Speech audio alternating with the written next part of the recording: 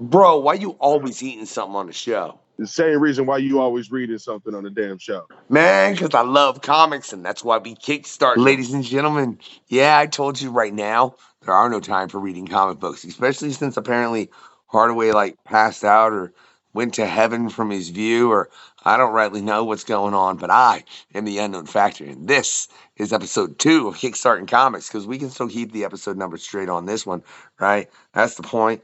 And I'm sure we'll lose track eventually, but that's besides the point, because today we got Pablo in the house.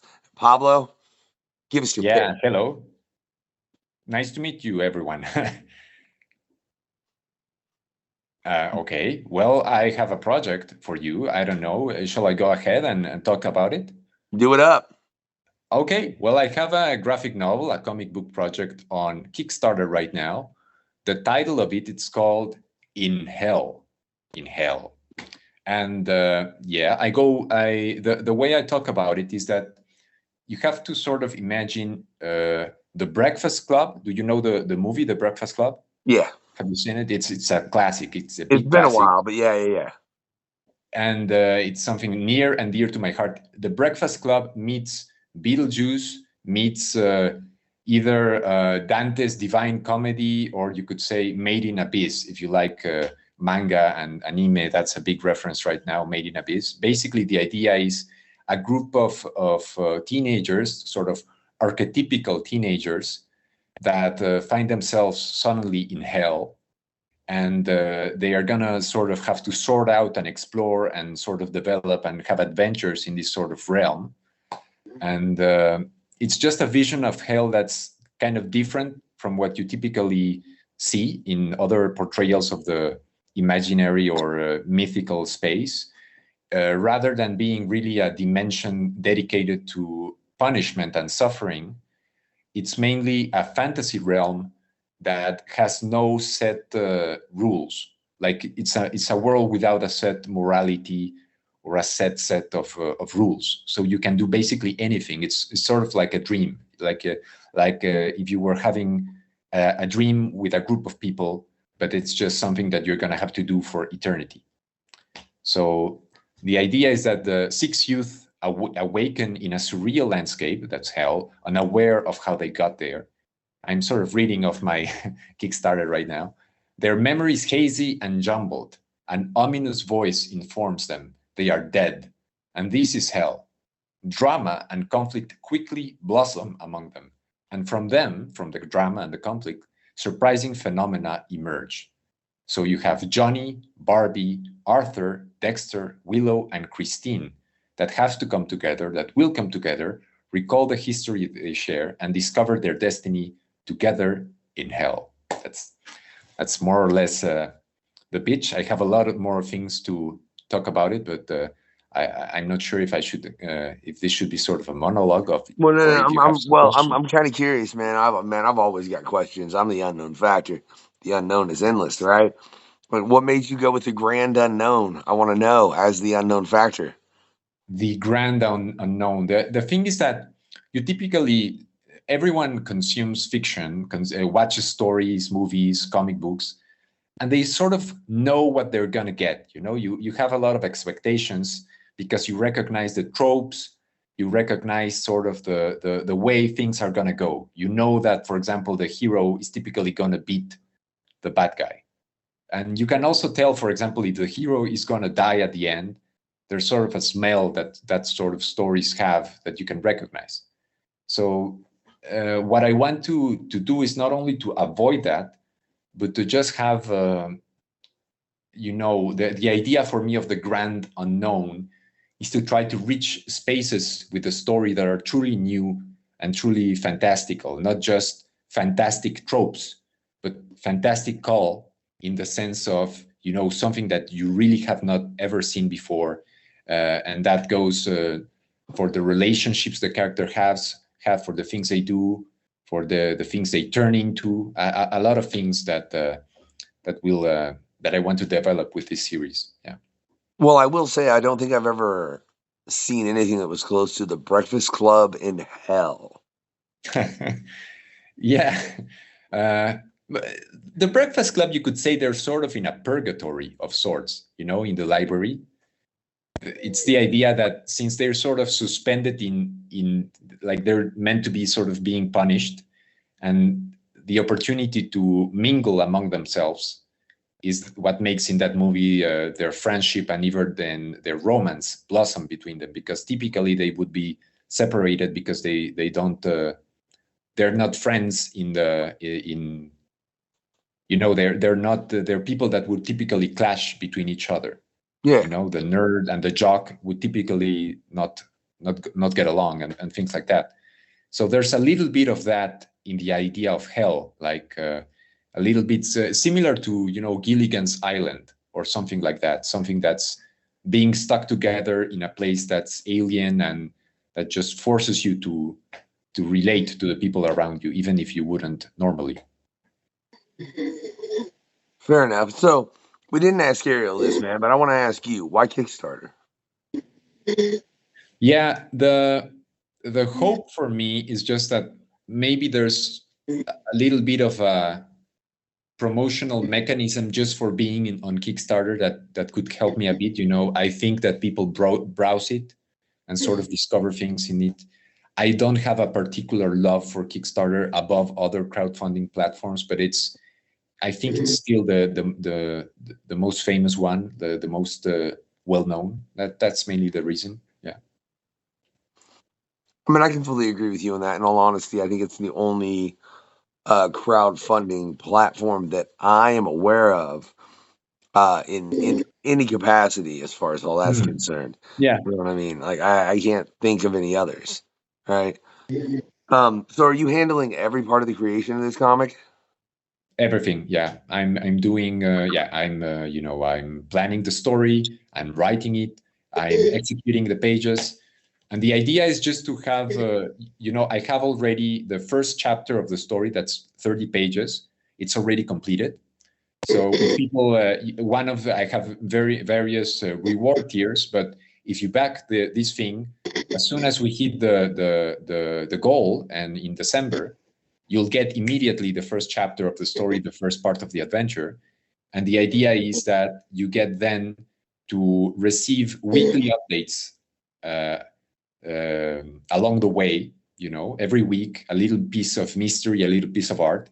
And you can sort of feel like you're going, like my idea is to have people feel like they're going on this journey with me and with the characters, and then to release the second chapter and then release the third, like that. And to have it be sort of an ongoing thing that you can live with. That's not just something that, boom, it's there, you read it, boom, that's done. But sort of to space it out, and obviously with the releases of the chapters being the big paydays, the big. Sorry, Pablo, events. but just to talk about spacing out, I think Hardaway missed the first 8 minutes of this. That's okay. I fell asleep. I ain't gonna lie. I'm sorry. No problem. I've been up working, doing stuff all day, and I woke up. Hey, it's fine, Hardaway. You passed out and went to heaven for a second. We already discussed it at the beginning, all right? It happens.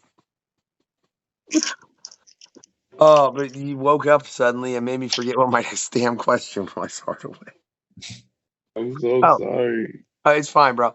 I'm curious, though, man, in the fact that you're handling all of that, because, I mean, especially with mainstream comics, there's not an instance, you're not going to see an Avengers comic or a Batman comic or anything like that where there's not, an inker, an artist, colorist, a writer, and everything. Do you ever wonder, or do you ever worry that in doing all that, you're going to become overwhelmed? The idea is that, to be frank, although there's many USA comics that I have, grown up with and that I really love, my main influences come from both Japanese and mainly from European comics. What they call bande dessinée.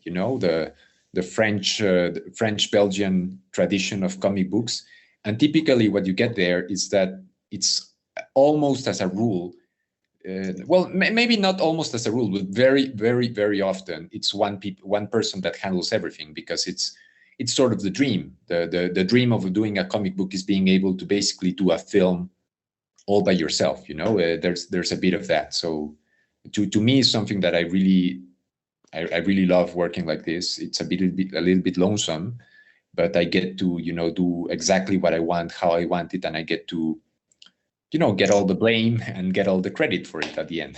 What do you think of the downfalls and the upsides of that? Yeah, well, mainly it's that the sense of pride and the sense of control are the big positive things for me. I think that it could be really interesting to collaborate with people. That could be not only really fun and really, socially very fulfilling also, but it's not that I really have something against working with other people. It's just that it has sort of turned out this way, and I'm not sad about it. If ever it comes an opportunity to collaborate with someone I respect, of course I would do it. You got a question, Hardaway, or are you just sleeping and snacking this whole episode?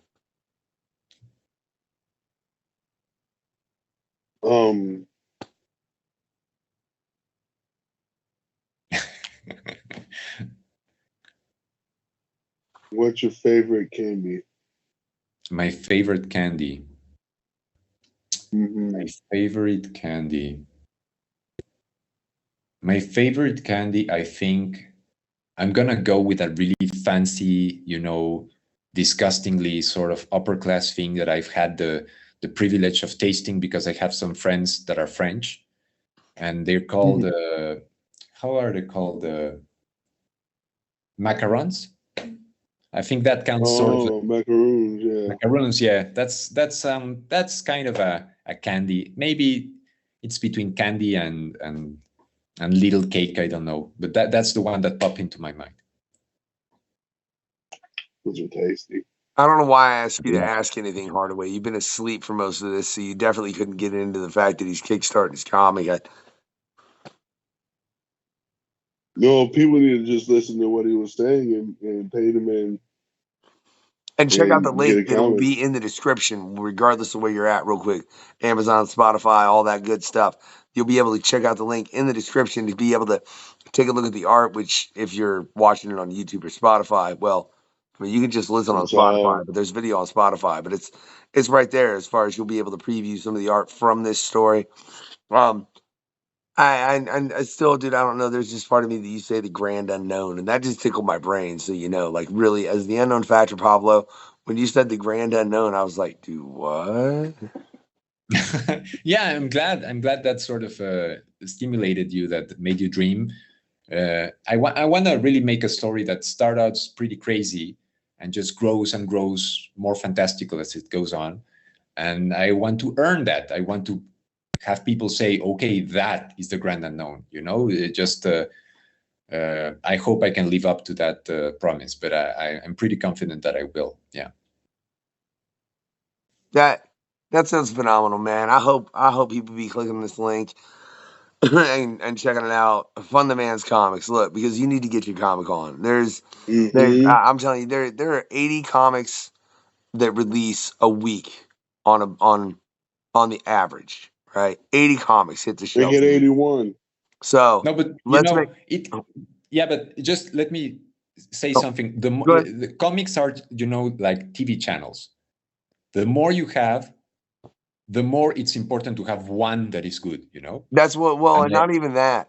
It's the aspect of there are so many. And I mean, there's plenty out there that are good. It's the fact of you have to find the one that's good for you. Yeah, good for you at least. Yeah, but, you know what I mean? Because and I don't mean any disrespect to any of the guests, but I'm absolutely positive that if you take any of our guests, like there's certain people that would not be a fan of vinyl from Doug Wagner. They'd be like, this is way over the edge.